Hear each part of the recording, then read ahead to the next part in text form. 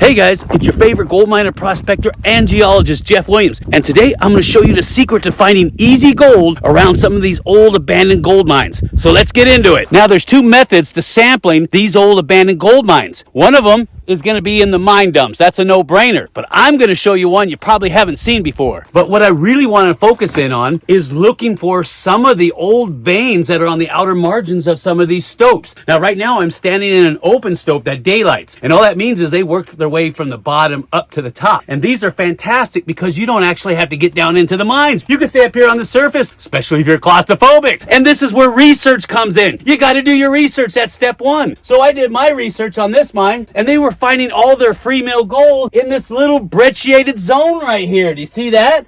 And see, there's the footwall, and there's the slicking side. See that? And there's the hanging wall. I'm going to show you what I do when I come out here looking for gold, especially free mill. Remember, you don't want sulfides or tellurides because those can be a lot of trouble. And as always, make sure you do your land status research, okay? Because you don't want to be working on somebody else's claim and they come out and take a shot at you. All right, so the first thing I'm going to do is I'm going to run my VLF detector over this section of brecciated vein. And I'm going to go over the hanging wall and footwall. And that way I can isolate targets of high mineralization and hopefully possibly wire gold in there. Wouldn't that be cool? And then when I find those targets, I'm going to chip them out. And wait till you see how I'm going to get the gold out of there.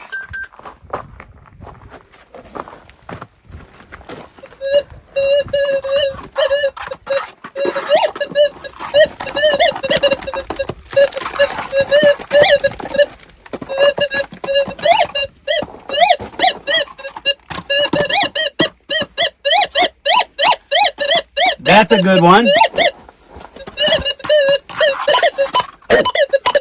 That's a good one. Nice. Oh, all up in there.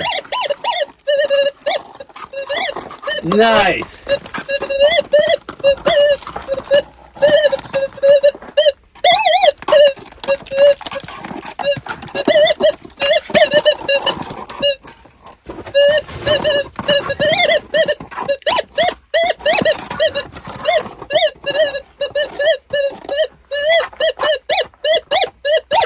Nice. I got at least 4 targets. One there, one here definitely, and one here. Are you guys noticing a pattern? So if you look at this material, it's got a lot of hematite in it. If you look, I've got brecciated zones in the middle, and I've got fault gouge on the outer side. You see how fine grain this is? And I'm getting a lot of my signals from this nice fine grain fault gouge.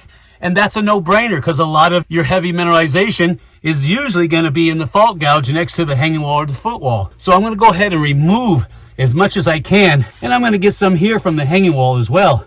And then we'll find out exactly why it's making all those nasty signals, which is usually a good indication of gold. And then I'll show you exactly how we're going to process the gold out of this material. It's so easy that anybody can do it anywhere. Then I'll go over some more geology tips on how you locate places like this. Now, one of our patrons, Desert John, he noticed I was having issues with my Gold Monster 1000. It would always flop over. And a lot of you guys had some great ideas, but he said he's going to send me something in the mail. And this is it. Now, I know you're thinking, Jeff, that looks like a bipod from a rifle, and you're right. But the cool part is he 3D prints this bracket here so that you can get in there and you can either tighten it up or loosen it and swivel it. You see that? In case you're on uneven ground, and then you just tighten it back up and it's solid. And these are the bipods that come out, and you can adjust it for more uneven ground. See how that works? Now what I'm going to do is I'm going to leave a link down below to his email address, and if you guys want one, go ahead and get a hold of him, Desert John. And he'll go ahead and either print you up the little bracket here, or he'll send you the entire unit. Depends on what you want. Just let him know. He's a really good guy. And this really works well. Thanks, Desert John.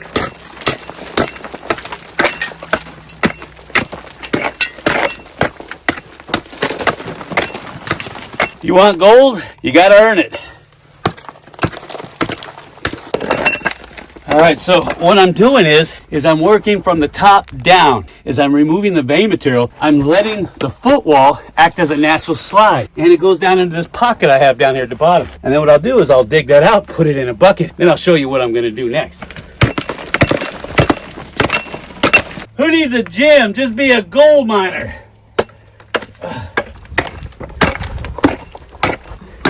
Rocks are getting me in the face. Should have bought my face mask. I got a whole bunch of calcite crystal in here. See if I can get some out for you.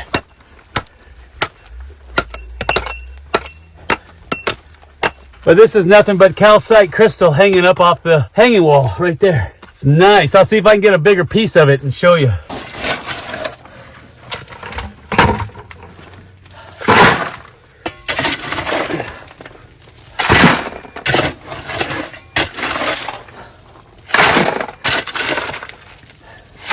And this is the secret to sampling these old gold mines and finding gold in them, is using a dry washer. I know you're saying, Jeff, I thought dry washers were used for alluvial gold. Yes, they are primarily. But if you're going after free mill gold in these old gold mines, these things work beautiful to find if there's any gold in the mine dumps or in any of the vein material that's left behind. Because a lot of the gold, when it precipitates out, forms in the fractures and fissures, especially brecciated veins.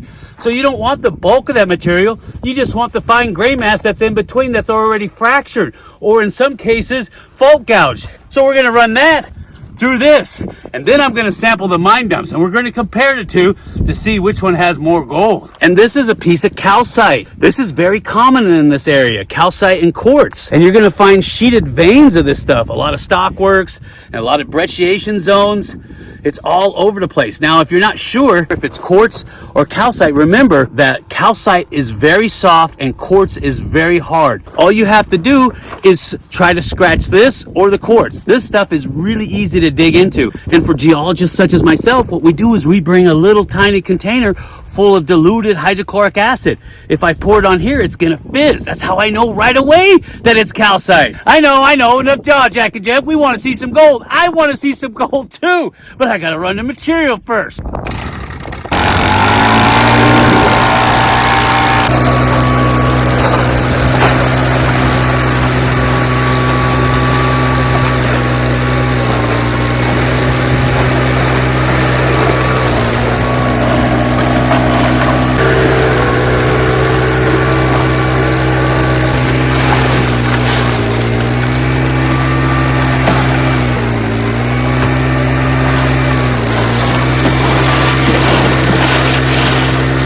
Here's a good example here where veins come up to the surface. They can be really wide, and as they go down, they can pinch off. But as you go down, they can swell. It's referred to as pinch and swell. And that's why a lot of these old gold mines are worth investigating, because the old timers might have thought the vein pinched, and if you go just a little bit further, it could widen out and swell again, and you could be back on the gold. But you can see all that beautiful hematite.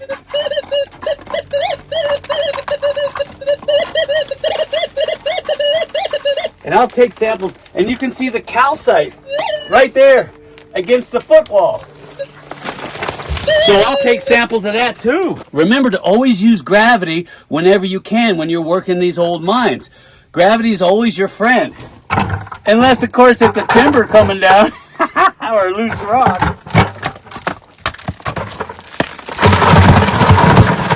Ooh, that might work.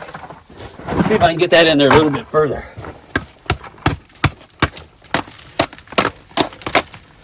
I can live with that.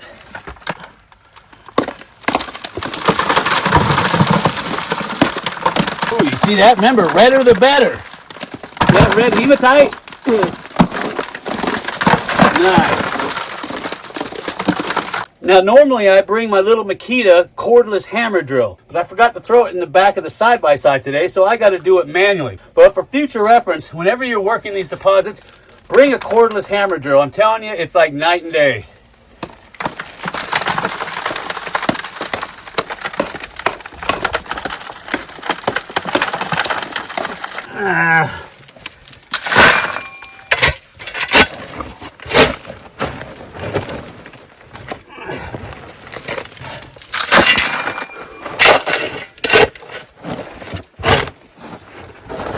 And when you're working with this ultra fine lode gold, bring a good backpack, cordless. You see me use this all the time. Works beautifully.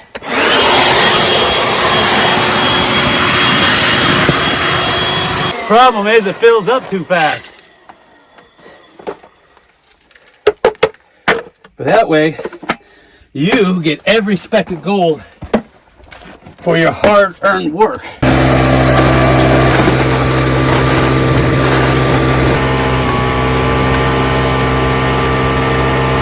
All right, so cleanup is pretty much the same. You just take the tray out, and this is referred to as your concentrates or your cons. Dump them into a pre-designated bucket. Make sure that somebody else doesn't come along and dump this on the ground because they need some place to sit, because I've seen it happen. So then what we're going to do is we're going to mark this, and then we're going to go over and get another sample from the mine dump. And then we're going to compare the two. Then I'll give you some inside tips and tricks on geology that will help you locate places like this. I've made many videos on how to sample mine dumps. And yes, there's a specific way that you do it. You got to be strategic about it. You just don't grab willy-nilly anywhere. So keep in mind, when you're sampling these mine dumps, you're going to look for high-grade, low-grade piles, like the one I'm standing on. Or if it had some type of an ore bin, you're going to sample directly out of the ore bin. Or if there's no ore bin, then you're going to go to the very end of the mine dumps, because that's the deepest part of the mine, and you're going to channel sample across. It's that simple. Those are the three ways that you do it. Now, I got what looks to be a low-grade pile, and the reason why I can tell is because this looks like the same color of the ore material that I was just digging. And the rest of this mine dump looks like this. It's andesite and trachyte. Don't get caught up on all this fancy terminology. Trachyte is in the andesite family. It just has more alkali feldspar content in it than a standard andesite. But this is all tertiary volcanics out here.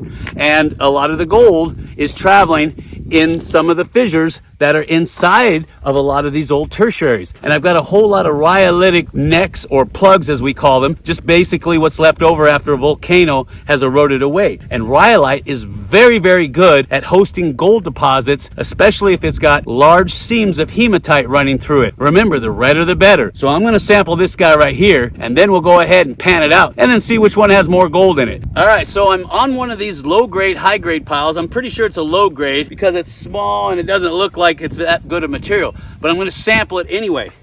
And so what I'm going to do is I break up the material here, and I'm going to get it real soft, and that way it's going to be easier for me to use my shovel to get the material from here over to that dry washer.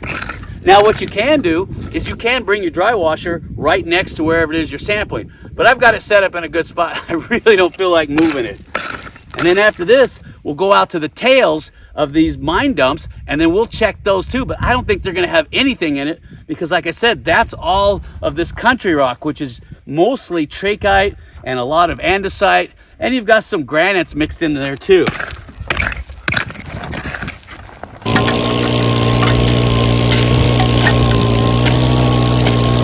Oh yeah, now the fun part. One more. Now I went ahead and put a separator in the bucket, see that? And that way I can put multiple samples in one bucket. Isn't that ingenious? All right, now a design that we came up with years ago that helps facilitate panning out in the field. What we've done is we've taken a regular mortar tub that you can get from Home Depot or Lowe's, and we put a hole inside the middle of it, and then we put a regular drain like you have in your sink. And the reason why is because when you're done panning, you can put a classifier screen over a bucket, a 5-gallon bucket, take the plug out, and look, you get your water back. See that? And then, because you have a classifier sitting on top of it, it classifies out all your organics. It's brilliant! Now the whole thing is sitting on top of a Coleman stove stand. You can buy these online all day long. In fact, I'll put a link to it down below so you guys can pick one up. They collapse down to nothing, and they'll hold all the weight you can put on top with these mortar tubs filled with clay, sand, and water. They're perfect. And yeah, you're gonna get wet. There's like a freeway out here. All right. So this is from that high-grade, low-grade pile. So I'm gonna dump them in there because it's gonna be easier for me to classify through here. See that? And then what I'll do is I'll pan the finer material first. If I start getting gold in here, I'll check the rest of them. Make sure you got a jeweler's loupe too, at least 10 times. And no, it's not a whistle. Make sure you're using jet dry in your water. because that ultrafine gold will float right on the surface. And you don't want to lose any gold.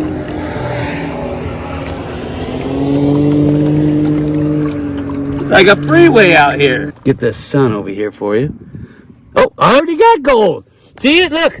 1, 2, 3, 4, 5, 6, 7, 8, 9, 10 pieces. Look at that. Oh, that's beautiful. See it? There's one right there. You can't miss it. Oh, that is so cool. Oh, I can't wait to pan the rest of it. Oh, it's all kind of rough and crystalline looking. All right, let's pan the rest of this stuff because now I'm really excited. All right, let's go ahead and pan this one and this one. Okay. Now, if you want, you can go through this and check for specimens. I might do that just for fun. I don't know. I might pan it, just see if there's anything big and juicy in there. That is really cool. Imagine how much gold they were getting out of there back in the day. All right, let's take a look. All right, let's take a look at that real quick. Let me see. I can't see. Oh, yeah, I got little fine pieces of gold right there. You see it up on the top? 1, 2, 3, 4, 5, 6 pieces. Hold on, let me check it out with my jeweler's loupe. I got some sulfides too. Oh, there's some rough gold in there. That's nice. Oh yeah. Oh yeah. Holy cow. All right, let me see if I can get this cleaned up for you. I don't know if you can see it. I'll try to get a snapshot of it, but there's little tiny fine pieces of gold up in there. And that was out of the low grade pile. I can't wait to see what's coming out of the vein. All right, so I'm gonna go ahead and put this in this bucket. And remember what I told you, don't cross-contaminate your samples. That's all we're doing right now is we're sampling for gold. And then if there's a lot of gold, we could go back there and work it all day long. And I'm telling you, dry washers like that Keen 140S that we're running, that thing works beautiful on fine gold. I mean, super fine gold. And the reason why is because it has an electrostatic pad inside of it. And that way the static electricity holds onto that ultra fine gold. Let's find out what's in this one if I don't fall over and break my neck. All right, here we go.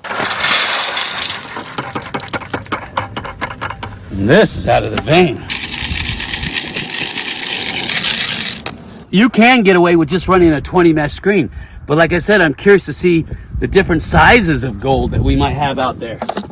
And the reason why you'd want to do that is because that'll tell you what you're working with. If you have most of your gold 20 mesh, well then you know that's what you need to focus your equipment on for 20 mesh. If it's 30 mesh or minus 30 mesh, then you know it's even ultra finer and you got to be really careful with it when you're trying to recover it.